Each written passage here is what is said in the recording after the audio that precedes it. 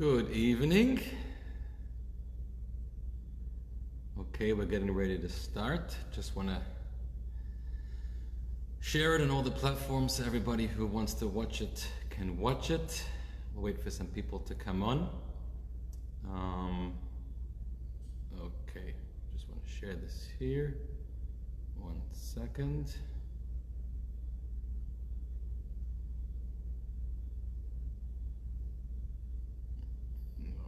Okay.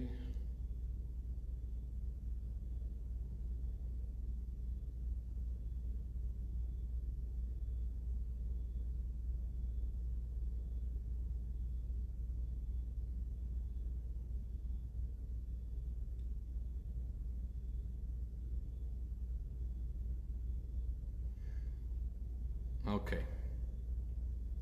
We're about to start. Let's go live on YouTube. So if you're joining us on Facebook, welcome. Just let me know you can hear me. I hope you can. And we're about to go live.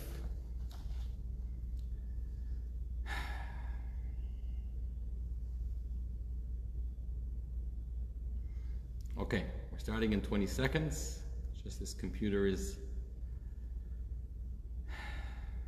warming up.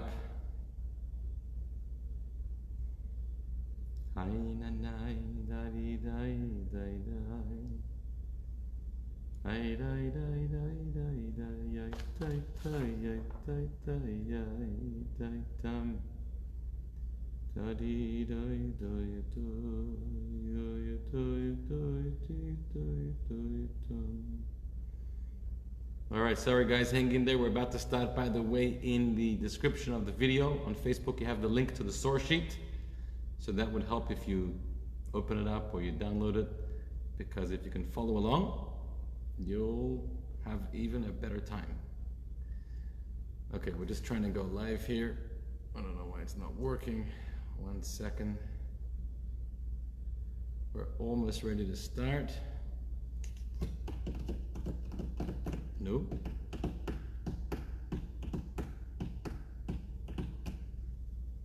All right, technology. You see that spiral wheel. How much patience do you have to have?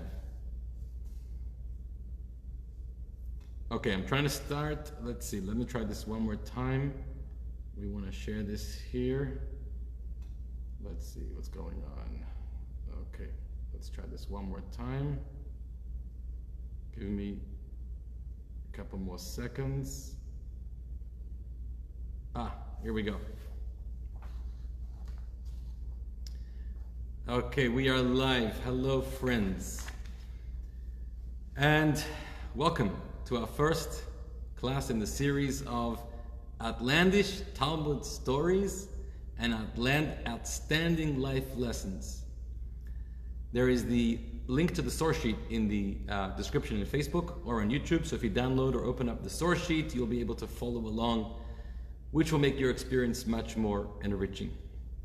So, what is the Talmud? Here's a brief introduction before we start. And those of you who joined our last course got a little more of a taste of the Talmud, but the Talmud is many, many things. The Talmud's a book of law, a book of tradition, of custom, great discussion and debate, a book of history, philosophy. The Talmud's also a book of stories. Sometimes strange stories, sometimes challenging stories, outlandish stories, but each one comes with a very, very powerful, pertinent, important lesson. And I love to study the stories because sometimes when the sages or any teacher wants to convey a message, story is the best medium to convey the message. So in this series, we're going to be exploring and studying together some of my favorite stories, some that are very difficult, some that are going to ask us to put our thinking caps on, some that are going to challenge us, some that are going to make it hard to believe. But that's the goal of this course. I'm very glad you've joined us.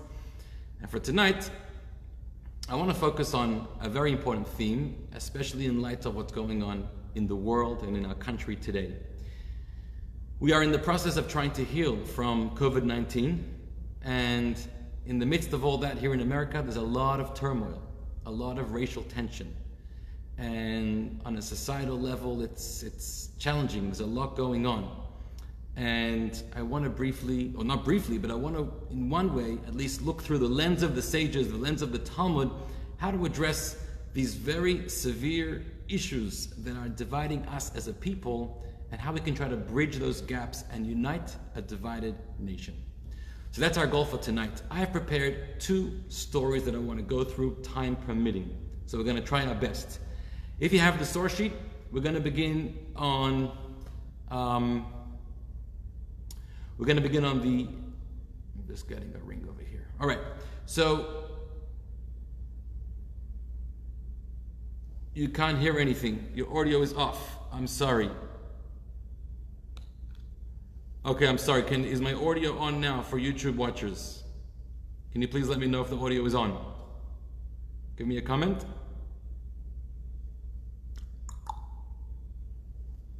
Yes, okay, good. So we gave a little introduction, and we said that we're going to focus on some outlandish Talmud stories and try to discover their lessons for life. And tonight we're going to focus on something that's very relevant in society today, in our country. There's a lot of racial tension, a lot of upheaval, a lot of division in our societies, in our communities, which is tragic. And we need to all step up and do something about it, and talk about it, and not be afraid to confront it, and learn and see what we can do as an individual, as a community, to bring more healing to our world. So I hope you've downloaded the source sheet, and we're going to begin actually from story number 2. So if you turn to side B, story number 2 is from the Talmud in Ta'anit. It's page 20, A and B, so it goes over 2 sides of the page. Okay, let's begin. Tana Rabbanan, the rabbis taught a very important principle. Le'olam yehei adam, a person should always be rach kakaneh, soft and flexible like a reed, v'al yehei kasher ke'erez, and don't be firm and stiff like a tall, powerful cedar tree. Be flexible in life. Don't be so rigid. Don't be so uptight. That is the teaching. Where does the teaching come from? There's a story behind this teaching. And this is the story we're going to learn. So pay attention. It's unbelievable. It's unbelievable how relevant it is to nowadays. Rabbi Eliezer ben Rabbi Shimon. There was a story about the famous Talmudic sage Rabbi Eliezer, the son of Rabbi Shimon. Maybe you've heard of him, because Rabbi Shimon is Rabbi Shimon Bar Yochai, who we celebrated his passing on Lag BaOmer a few weeks ago, and his son was Rabbi Eliezer. And you know about the 2 of them, that when they were hiding from the Romans, they went inside the cave for 12 years, and then for a 13th year. So here's a story about the son Rabbi Eliezer. Migdal Gador, he was coming from Migdal Gador, Beis Rabbi, from his teacher's house. He was riding on his donkey. Umetayel al Sfas Hanar, and he was taking a leisurely ride across the riverbank. Samach Simcha Gedola, and he was filled with tremendous joy.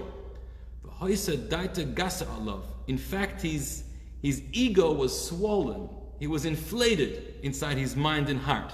Why? Because he just finished a long day of Torah study. He felt very accomplished. He felt that he had really grown a lot and achieved a lot, and it was getting to his head. And so now he's riding leisurely on his donkey. And he happened to pass by one person. That person was a very ugly person. And that person greets the great Rabbi Eliezer, and he says, Shalom Alecha Rebbe. That was the famous way to greet a rabbi, your Rebbe. Shalom Alecha Rebbe. Peace to you, dear Rebbe. But he did not respond to his greeting. But then after a pause, he didn't respond, but he tells him, Reika, you empty one. Kama mechur oisa ish. How ugly are you? How ugly is that person talking to me right now? How dare you be talking to me? Shema kol b'nei ircha mechurin kameischa. Are all the other residents in your neighborhood as ugly as you are? Armaloi. So that person responds, Eini yodea. I don't know. Ella, you know what you can do? Lech ve'emor le'umen she'asa'ani. Go and tell the craftsman who created me, Kama mechur k'lizeh she'asisa. How ugly this vessel is, how ugly this human body is that you're seeing right now. Pause. Such a strange story. Here's this great rabbi, and now he greets this person in such a derogatory, nasty way. How ugly you are. By the way, there are commentaries that say that this person was not really a human being, but he was really Elijah the prophet, Eliyahu Hanavi, that was sent down to this world in the form of this person, and it was a test. It was a test for the great Rabbi Eliezer, especially at the moment when he's feeling so inflated, he's feeling so arrogant and proud of himself. Why is he greeting this person so nastily, so unbecoming? Rabbi Eliezer was a great sage. Nobody talks like that. How dare you talk like that? It's not allowed. So the commentary is right. The great Maharsha commentary says, this person was a Kushi. This person was black. And Rabbi Eliezer maybe made a judgment about him and thought maybe he's a thug, maybe he's a bandit, maybe he's coming to attack him. And so with that judgment, he right away lashed out, perhaps to protect himself or whatever, to say, how ugly you are, get out of here, I don't want to see you, I don't want to know you. Think about it. This story happened some 1900 years ago. So that person responds, you're talking to me? Don't ask me, go to my creator who created me. Which in essence, the commentary is right. You know what he's saying? You have an issue with me. The issue is not with me. You have an issue with God. You're challenging God's handiwork. God made you and God made me and God made everybody. And you're calling me something subhuman and inferior. You're suggesting that God makes inferior things. God is a lousy craftsman. And sometimes he makes mistakes, and I'm one of those mistakes. So you have an issue with me. Don't take it up with me, take it up with God. That's the challenge that he was telling him. You have an issue against God. Let's see how this plays out. So suddenly Rabbi Eliezer realizes, I have just performed a very grave sin. I was just so nasty. How pathetic of me. How low of me. He realized how much he sinned. Yard min hachamer. He came off the donkey. And he bowed himself in front of this man. This man has no name, by the way. He's just an ugly person, an individual. And he tells him and he pleads with him, I pained you. I'm so sorry. Please forgive me. So he responds to him, I'm not going to forgive you until you go to the craftsman, God who created me. And again, tell him how ugly this vessel is that God has made. Along the lines of what we were saying earlier, if you think about it, he's telling him, it's not about me forgiving you. I can't even forgive you. I mean, I can give partial forgiveness, but you haven't just offended me, you've offended God. You need to turn to God and ask God for forgiveness because you have terribly said something very disparaging about God's creation. So this guy says, I'm done with you. I have no faith. I'm going on my way. He continues to go on his way, going home. But this Rabbi Eliezer continues to follow him on the donkey. And he says, please, and he's pleading, I want your forgiveness, I'm sorry. Finally, this person comes to his neighborhood. And when he comes to his neighborhood, and this great Rabbi Eliezer, is behind him on the donkey, everyone in the neighborhood is standing there watching and seeing, this person came home from work. No, he comes home every day. But the great Rabbi Eliezer came home. What's he doing? Why is he visiting our city?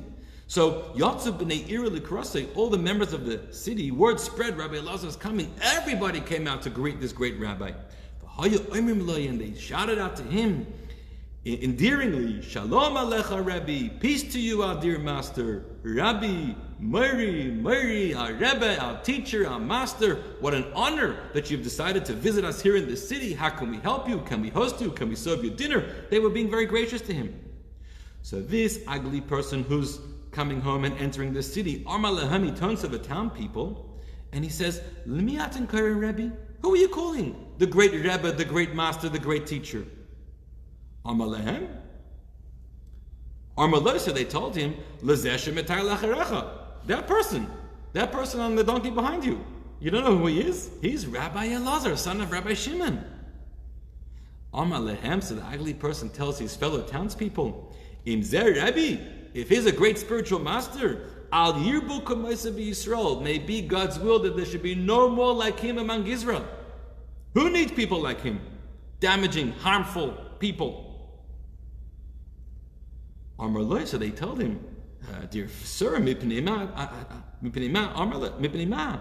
you're being careful what you're saying. Do you know who you're talking about? Do you know whose presence you're in? Why are you saying that? Why are you being so disrespectful? Amar lehem, he tells them, Kach v'kach asali. You know what this person did to me? This is what he did to me. And he tells them the whole story about what he called him and how he spoke so derogatory to him. So they were very sympathetic, probably a bit alarmed. Armaloi, so they tell him, nonetheless, please find it in your heart to forgive him. He is a very wondrous sage. He's worthy of your forgiveness. Maybe he made a mistake, he had a moment. Who knows what, but forgive him. So he tells them, you know what, in your honor, my dear townspeople, I'm willing to forgive him. On condition that this person should never do this again. He should never get into the habit of doing this all the time.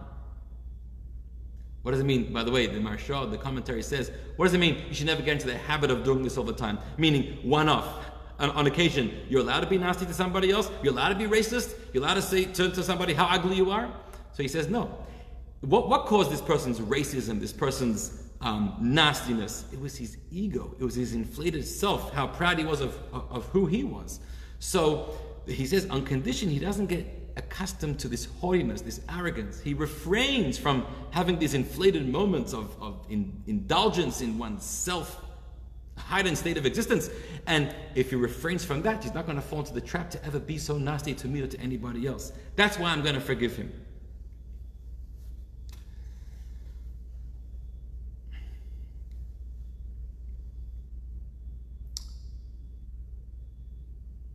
By the way, if you look at the language of the Talmud, when he responds to the townspeople, he says, Kach v'kach asali. This is what this person did to me.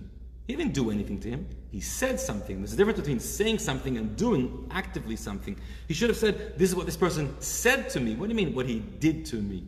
So the commentary is right. He actually did something. When you say something not nice, when you say something that is shameful, that is harmful, that embarrasses somebody, the Talmud says, you can even see on a person's face, it's almost like an act of murder. Shaming somebody is almost like an act of murder, which is why when you say something harmful and embarrassing to somebody, you see their blood starts to get drawn. Maybe it gets drawn to their face and they turn red and beetroot and they're all embarrassed and ashamed. Or maybe they turn white and pale because the blood is being drawn out of their face. But this drawing of blood, my audio is off again. I'm sorry, guys. Can you hear me now? Can you hear me on YouTube? The audio shouldn't be off. Hello? Yes, good. So, this is what this person did to me. He almost murdered me. When you shame somebody, it's like an act of murder. To the extent that the Talmud says, better you should jump into a fiery cauldron and do that to yourself than ever, heaven forbid, to shame somebody. Shaming somebody is one of the worst sins, more than the many other great cardinal sins that we speak about. So, this is the story. Miyad, after this happened and this person forgave him in the end, Nichnas Rabbi Eliezer and Rabbi Shimon.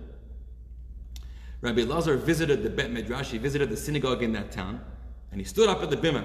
He gave a bang and he said, my friends, I want to teach a lesson. The Darash, and he said, a person should always be flexible, forgiving, empathetic, sensitive, compassionate, like a reed which can bend. Don't be so uptight and so firm and so rigid and so proud of yourself, like the tall cedar tree. That's where this lesson came from. Rabbi Eliezer taught this story, and it became a lesson from this story where he failed. He fell into the trap of being like a reed, arrogant and firm and bold, and not forgiving and compassionate, arrogant like a cedar and not like a reed. And the Talmud concludes,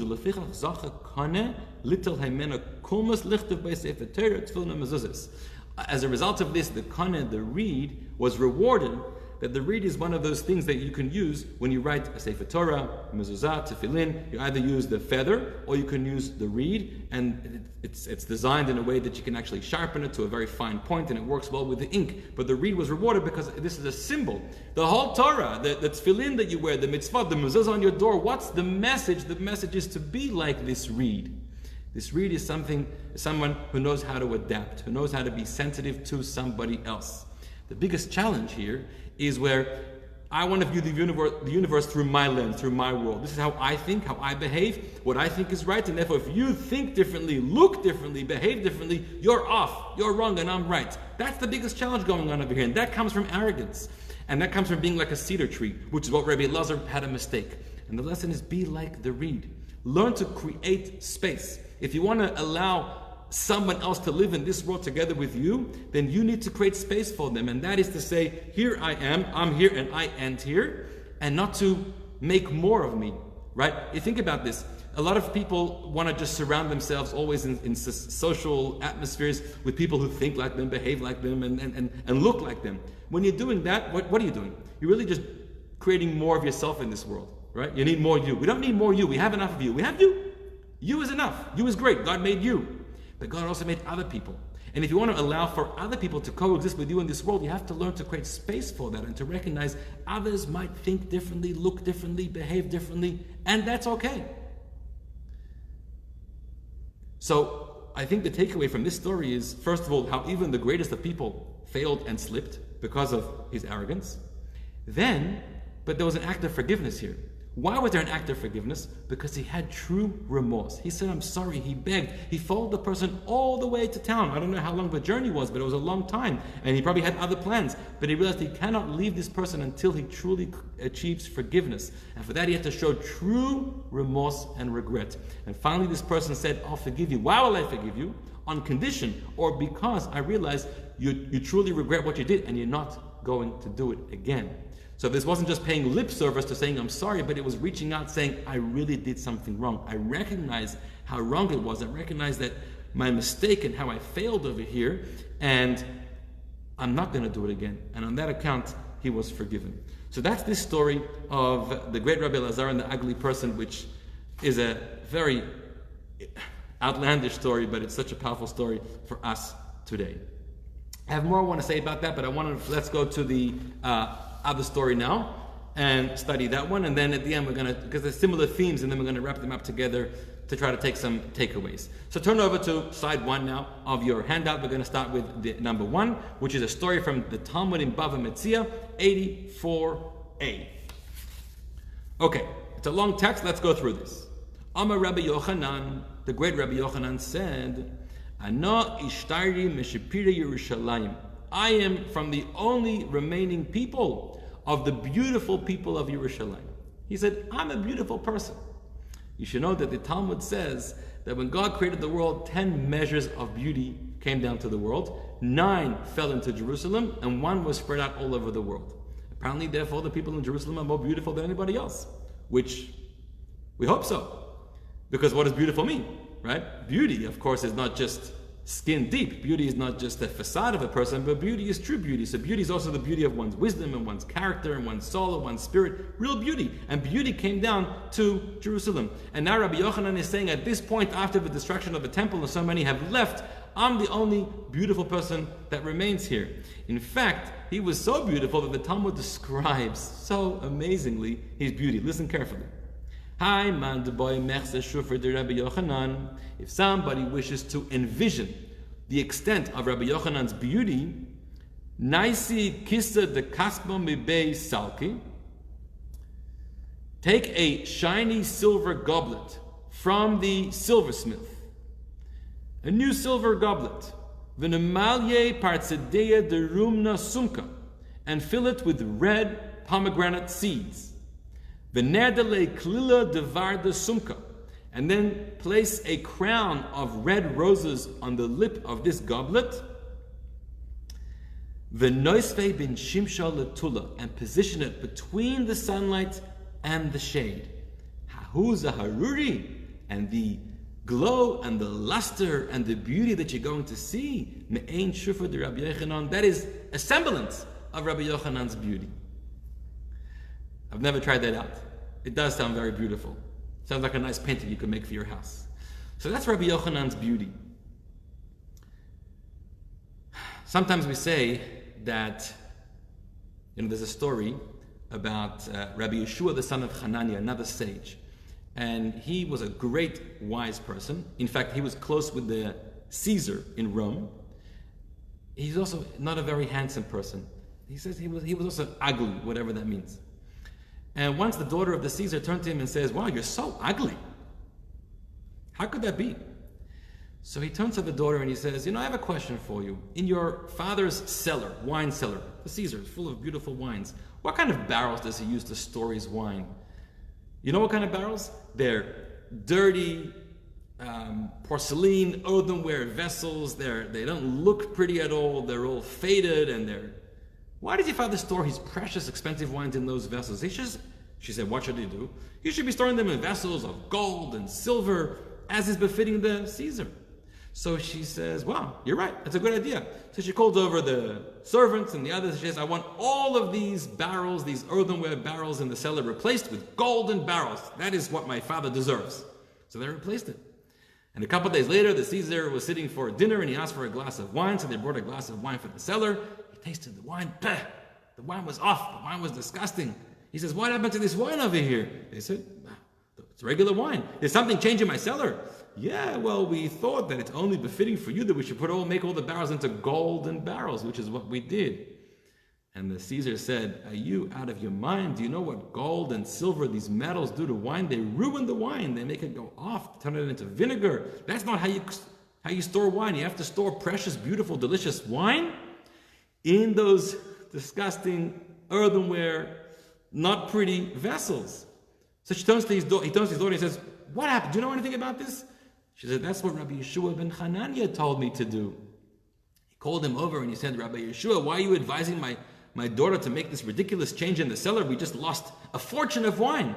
And he said, "Well, that was a lesson for your daughter. She was wondering how such a wise person like myself can be in such an ugly body." And I said, "Well, sometimes the most beautiful, precious things inside are sometimes housed in a vessel, in a body that is not so pretty. And you can have vice versa. When there's a concentrated effort on the beauty and the prettiness of the outside, that sometimes has a sacrifice on the inner spirit of the contents of what's inside." But Rabbi Yochanan had the internal beauty and the exterior beauty. Now comes the story. And the story introduces to us, it's going to be about Rabbi Yochanan and about another sage called Reish Lakish. Who was Reish Lakish? I want to tell you one thing for now. I'm not going to tell you any more because that'll ruin the story. But one thing for now is that it seems that he grew up in a Jewish home and he received a Jewish education. He was a member of the Jewish community. But at some time as a young adult, he left the Jewish community. And he sold himself to a Roman circus where he became one of the gladiators. So he totally left the Jewish fold and he became one of the Romans, the gladiators. He was known to be a strong man. He was hostile. He was violent. He was rough.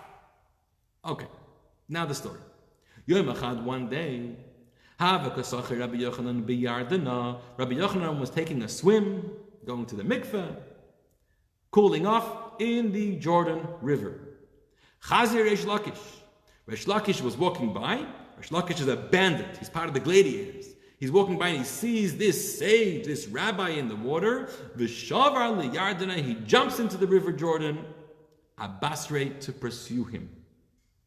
Why? So there's a number of different suggestions here. Number one, it could be Rabbi Yochanan. By the way, we know he was very beautiful, but he didn't have any beard. So some people mistook him for a woman, actually. So Reish Lakish thought it's a beautiful woman swimming in the River Jordan, and he can go and enjoy her.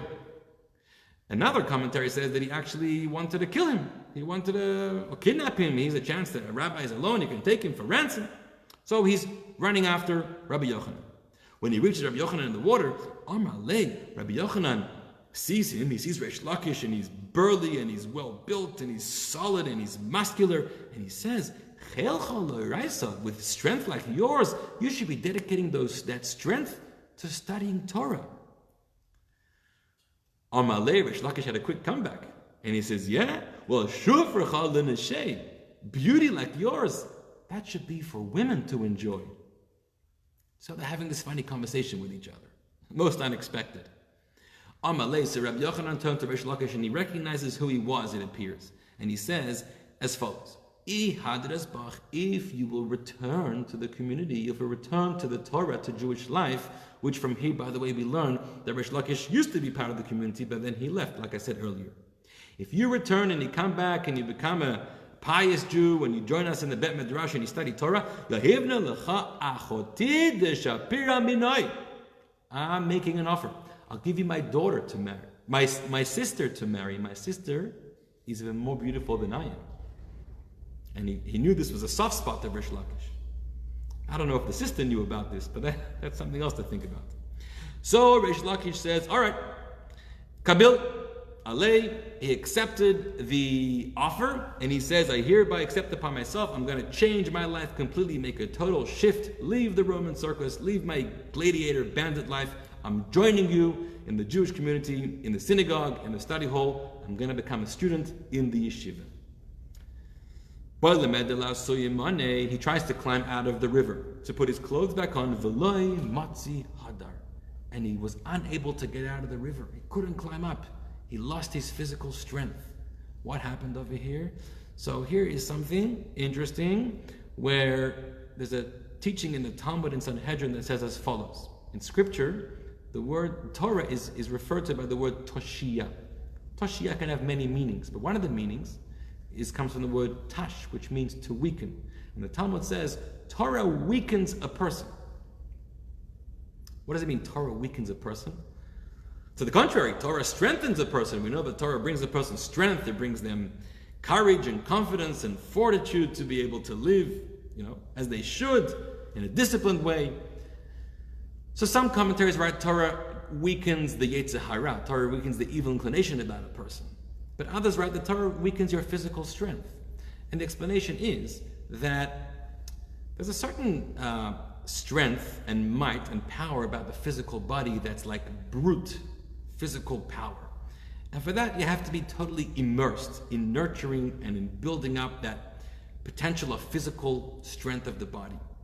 And if you commit to a life of Torah and you commit to a life of ideas and ideals and you spend time studying and you're now working on matters of the spirit and matters of character, you're taking away some of that energy. You're no longer able to have that level of brute base kind of strength that some people have. The Torah does that to you. So it weakens that part of you, but the Torah also gives other strengths. As the Talmud says, that God told the Jewish people, don't worry that you're studying Torah and your strength is going to be weakened. I'm going to give you another kind of strength. What strength are you going to have? So we say in the Pasuk, Hashem oz la'amo yitain. God gives strength to his nation. Hashem yivarech et amo b'shalom. God blesses his nation with peace. The strength of peace. The strength of compassion. The strength of kindness. The strength of character. The strength of wisdom. These are also very important strengths, possibly more important than physical might. So here Reish Lakish, even before he started to study Torah, but the fact that he accepted this yoke of heaven upon himself, he already found himself weaker and he lost some of his strength.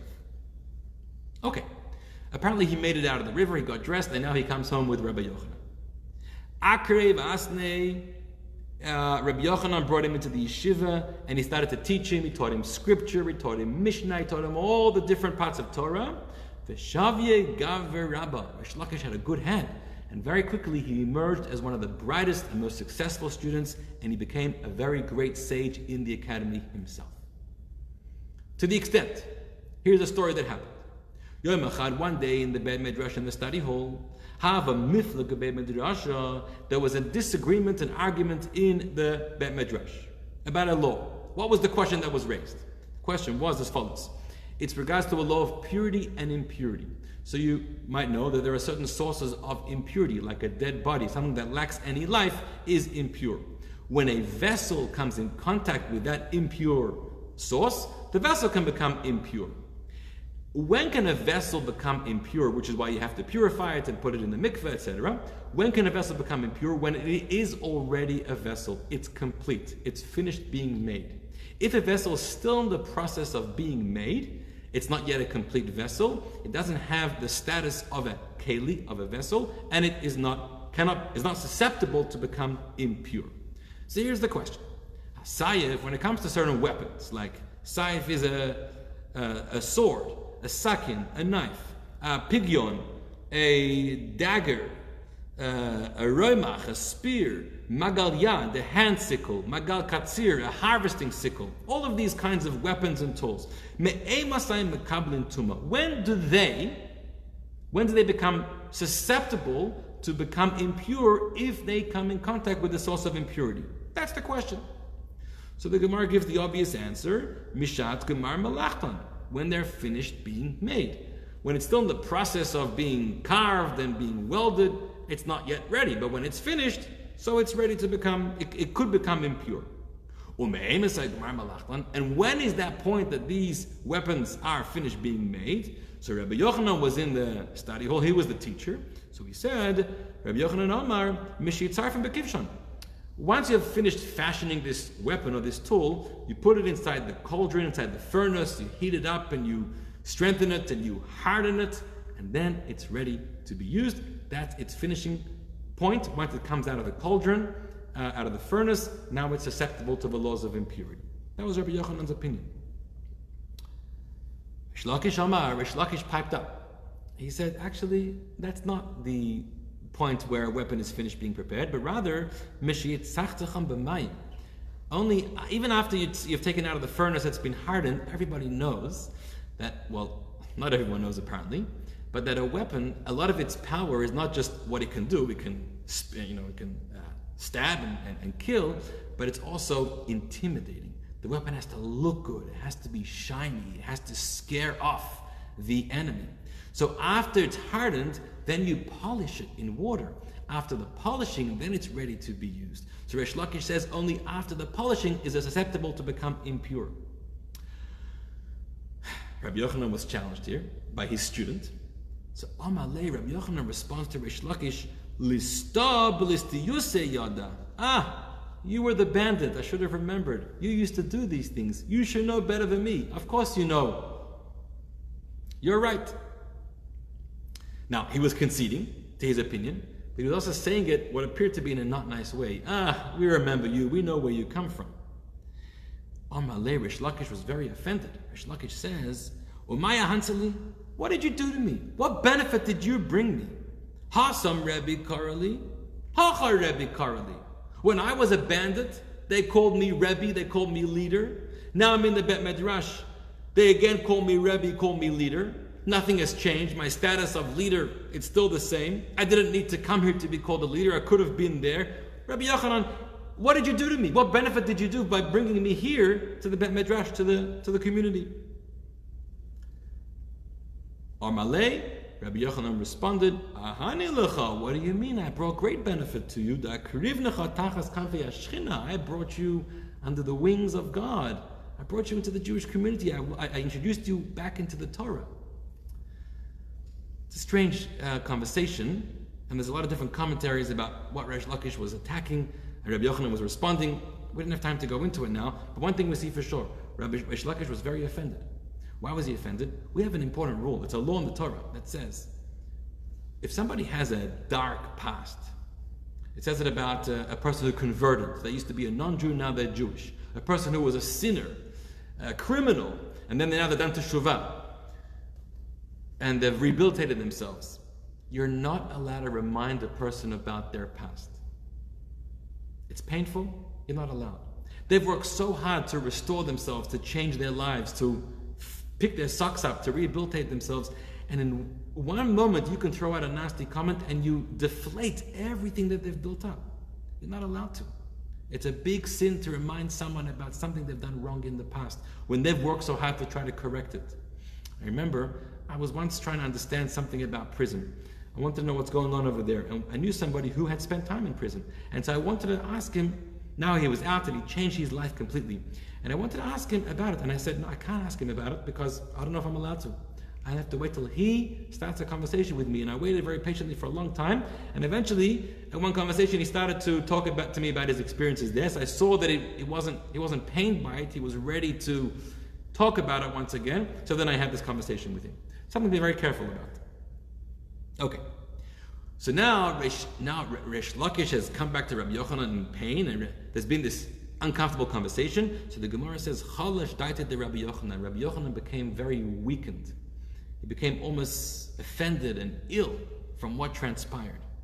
Now, because Rabbi Yochanan, the teacher, became ill and offended, Chalash Resh Lakish. Now Resh Lakish, the student, also became very sick. He was so sick that he made the teacher sick, and they had this was a cycle. Each one was respecting so much the other, and so disappointed they had this nasty encounter, and now Rabbi Yochanan is not feeling good, and now Resh Lakish has fallen very sick. But Resh Lakish was gravely ill. So his wife, which is Rabbi Yochanan's sister, she came crying to Rabbi Yochanan, and she said, Kabachya, she was weeping, Armalei, she told Rabbi Yochanan, Asay b'shvil b'ni, you have to help me. Give a blessing. You have to heal my husband. He's so sick, he's on the verge of death. Do it for the sake of our children. They're going to grow up without a father. Rabbi Yochanan responded to his sister, Resh Lakish's wife, and he said, Armallah, Azva yisoymech ani echye. He quotes a verse from Jeremiah that says, forget about the orphans, don't worry. Says God, I will take care of them. So then she sees she's not getting very fast, so she pleads and she says, Asay b'shvil al-menusi, do it for the sake of my widowhood. I'm not going to have a husband anymore. Heal him. Amallah, he quotes the same verse and he says, V'amenusayich alai tiftuchu, and let your widows trust in me. Seems like he basically told her, I don't have the power to heal him, or God is not granting me the power to heal him. He's going to pass away, but you should know that God is saying, God will take care of you and take care of the orphans, your children. Rabbi Shimon ben Lakish eventually passes away. Okay, listen carefully. Now this is where the meat of the story is. When he passed away, Rabbi Yochanan Basrei Tuva. Rabbi Yochanan was distraught. This was his friend. This was somebody that he brought back to the community. He worked so hard on him. They were so close. Now he passed away. Rabbi Yochanan is devastated in an inconsolable way. Amar Rabbanon, so they saw that this Rabbi Yochanan is depressed. He's staying home. He's not coming to the yeshiva anymore. We've got to do something about this. So they said, Man leizvo liyasve daite. Who can we send to appease Rabbi Yochanan's mind and restore him back to health? Nezel, Rabbi Eliezer ben Pedut. We should send Rabbi Eliezer, the son of Pedut. This is a different Rabbi Eliezer than before. The Mechadedin Shmaite, because he's very sharp and he's very well versed in learning. And I'm sure if he goes to Rabbi Yochanan's house and starts a conversation about learning, Rabbi Yochanan is going to really enjoy studying with him, and that's going to bring him back to life. This is amazing. Azal, so Rabbi Eliezer went to the house of Rabbi Yochanan. Yasif Kamei, and he sat in front of him and said, Rebbe, let's talk. I want to learn from you. Teach me something. Every time Rabbi Yochanan voiced an opinion about something in Jewish law, Amalei, Rabbi Eliezer, with his sharpness and his great familiarity with all of Torah, he responded and he said, Tanya de Misayelach, I have a Talmudic teaching that supports what you're saying. You're right. And he quoted it. Each time Rabbi Yochanan said something, and Rabbi Eliezer did him the favor of bringing him a support for his view. Rabbi Yochanan was not enjoying this. Omar, he got all frustrated. Omar, and he said, At Kebar Lakisha, you think you came here to take the place of my dear friend Reish Lakish, who has passed away, and try to bring me back to life? You're nothing like Reish Lakish. Bar Lakisha, with my dear friend Reish Lakish, Ki hava mina milsa, every time I voiced an opinion, have actually esrin v'arba kushisa. He would challenge me with 24 different questions, 24 different refutations. He would prove me I'm wrong in 24 different ways. And then I would try to resolve each one of those 24 questions with 24 answers. And this back and forth, he challenged me and I tried to respond. He didn't give me an easy time. Through this process, we were able to crystallize the law better, crystallize the logic, and arrive at the proper results. And you just keep telling me you're right, and you keep bringing me supports that support my view. You think I don't know what I'm saying is good. If I'm saying it, I know it's good. I think it's good. I don't need you to tell me that it's good. Rish Lakish never told me that it's good. He told me why I'm wrong 24 different times. Havaka Azil, so Rabbi Eliezer had no luck and he left the home. V'kara money. And Rabbi Yochanan now starts to go around his house and he's even sicker than before. He tears his garment. V'kabachi, and he breaks down crying. V'amar, and he says, Hey Cho'at bar Lakisha, where are you, my dear friend Reish Lakish? I miss you so much. Hey Cho'at bar Lakisha, where are you, Reish Lakish? V'havakat Savach, and he was screaming, wailing. Ad Deshaf Daite, until he lost his mind. He became so ill. The rabbis and others tried to pray for him. Didn't work. V'nach nafshe, and he passed away. The end of the story. A sad ending. Rabbi Reish Lakish passed away first, having fallen ill from becoming upset with his teacher. And now the teacher misses the student so much, he also falls ill. But let's not focus on the tragic ending. Let's focus on this relationship that Rabbi Yochanan and Reish Lakish built together.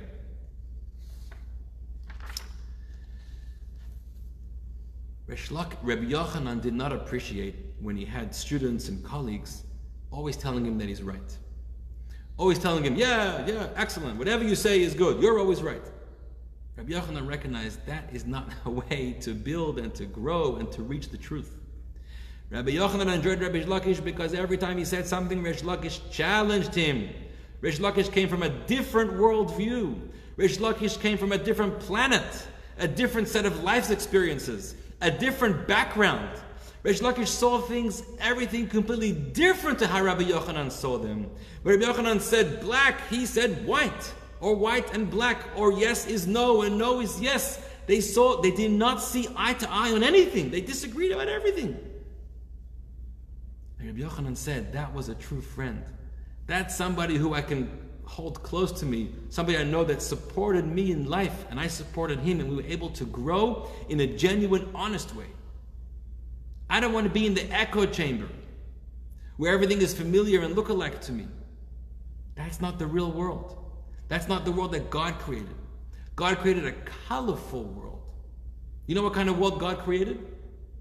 When the Jews were instructed to build the Mishkan, the tabernacle in the desert, you may know that one of the tapestries they had to build, which is going to be a roof over the structure, was a very colorful tapestry made from a tachash animal, which apparently the animal became extinct after, doesn't exist, but its hides were multicolored. Strange animal. And they used that as a tapestry over the roof of the Mishkan. Everyone asks the question, but we know that the way the Mishkan was covered as a roof, first there were the goat tapestries and other regular tapestries, and on the top was the colorful tapestry. What's the point of putting this beautiful, colorful tapestry on the top, where if you go inside the Mishkan tabernacle and you look up, you're not going to see it. You're going to see what's underneath it, the lower layers of regular tapestries. Nobody sees the top layer. They didn't have, what do they call those? Those drone cameras in those days. No one's going to see it. What's the point? You know what the answer is?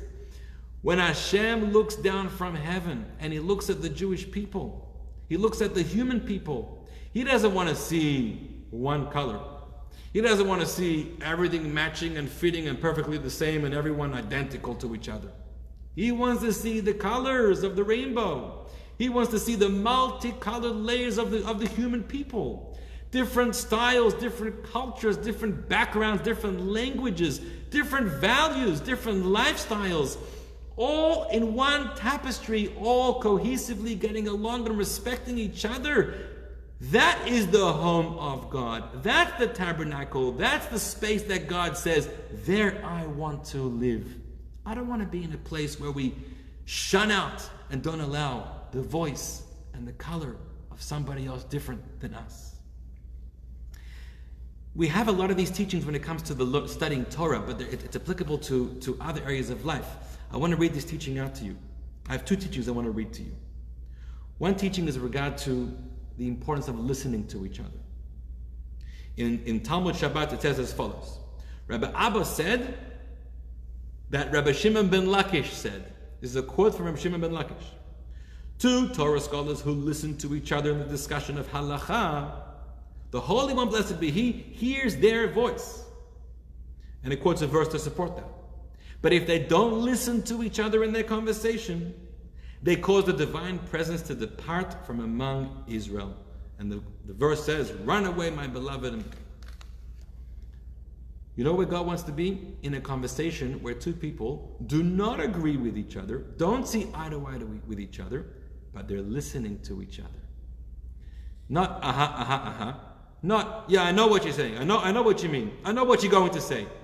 Don't be the other person's spokesperson. Don't think that you know what they think. Let them tell you what they think. And when they tell you what they think, don't be thinking about what you want them to be telling you, or don't be thinking about what you want to respond. Stop thinking. Allow their thoughts to enter your mind. How else do you want to understand somebody else? Unless you can create that space in yourself to give up. Bend a little bit, be soft like a reed, and learn to appreciate and understand another human being who's coming from a different place than you are and disagrees with you. You don't have to agree, but you have to listen, and you have to respect, and you have to understand that there's allowed to be another opinion and another way of seeing things and doing things. Of course, we're talking about when everybody is respectful and civil and safe and moral and legal. And within those confines, there's place for everybody. There's a place for differences. One more teaching.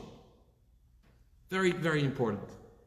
How to become enemies and how enemies can become friends. There's a verse in Tehillim, King David says that Ki dabru et ovim basha'ar. Those that study Torah are like enemies at the gate. So the Gemara says, what? Studying Torah, you're like enemies? So the Gemara says, yeah, sometimes if you see two people study, they become like enemies. You ever go into a yeshiva study hall and two people sitting over a book of Talmud and they're screaming at each other, you're wrong, you don't know what you're talking about. How could you even suggest such a foolish thing? That's not the interpretation. It's wild. You still have to be careful when you're doing that, but it gets very heated and passionate. They look like enemies. They are enemies because they're not agreeing on the interpretation. But then the Torah says in the verse in Bamidbar, it says, Al Kei Niyamar. It should be taught, B'Sefer Milchamat Hashem, in the book of the wars of God. God says, Et Vahev Basufa, about what God gave at the Sea of Reeds when He split the sea, Vetan Chalim Arnon, and the streams of Arnon. Things that were recorded in this book of the wars of God. Et Vahev Basufa literally means that which was given at the Sea of the Reeds, but the Talmud says there's a deeper message over here. Vahev also comes from the word Yahiv. Yahiv means to love, to give, to be friendly and to be kind. Basufa, Sofa can mean the reeds, or Sof can mean the end. You know when it's a true argument. You know when it's a true debate for the sake of the Torah, for the sake of God, for the sake of truth. That even whilst you're having the argument, you may be biting each other's necks, not literally, arguing, disagreeing. You're wrong. But at the end of the day, when you close your books and you walk out of a study hall, Vahev Basofa, you walk out as the greatest of friends. Enemies that are fighting for the truth always walk out hand in hand as friends and people who love each other. That's a test when a fight is for truth. And so to recognize it's okay to have an enemy. And that enemy really is going to be your favorite friend. Rabbi Yochanan's greatest student and colleague was Reish Lakish, the one that disagreed with him all the time. Most people would say, Reish Lakish, welcome into my synagogue. You're arguing and disagreeing everything that I talk about. We talk about racism. We don't have to look so far as the white community and the black community. Look inside your own community, in the Jewish community. All these divisions also. The Sephardi community, the Ashkenaz community, the Orthodox community, the non-Orthodox community, the Hasidic community, the non-Hasidic community. How do people feel about each other? We have this tendency, it's a human tendency, when there's something that we're not familiar with, it doesn't look like us, doesn't live like us, has a different set of customs, a different way of looking at things, a different way of reading, a different way of talking, a different lifestyle. We keep a distance, we're nervous, this is not us, we don't want to know about it, we want to closet our children and keep them. That's not where the Torah is. That's not where God is. God is in the home where there's many, many colors. God is in the home of the study hall where two people are ready and open and confident and have trust in each other to be able to disagree with a lot of passion.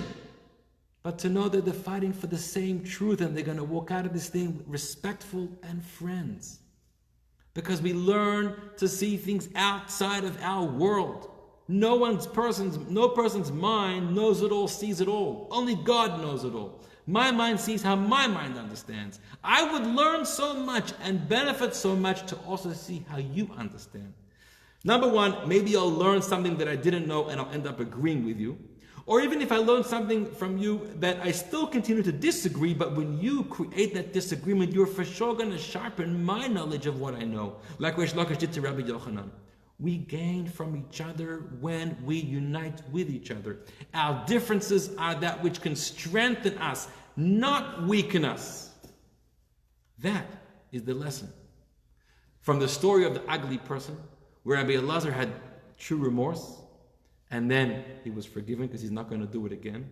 And he acted out of an act of arrogance, and he realized how humble we need to be. And it's the lesson from the story of Rabbi Yochanan and Reish Lakish. I think these two stories, which are some of my favorites, are so important to think about and to study nowadays. And I want to pray together with you that, thank you for joining us in this learning. We should have a world that is restored back to a civil world, a peaceful world, a respectful world. We don't need to all be the same. We should not be all the same. But we should all be traveling in the same direction. And that direction is the direction of truth and of God. And what God wants from each of us in this world. And if we learn how to understand someone else and welcome them into our life, even if it's going to be different than us, we'll be stronger, they'll be stronger, and we'll create a true home for God here in this world. Thank you for joining. See you next Tuesday night, 8:30 p.m. for part 2. God bless you.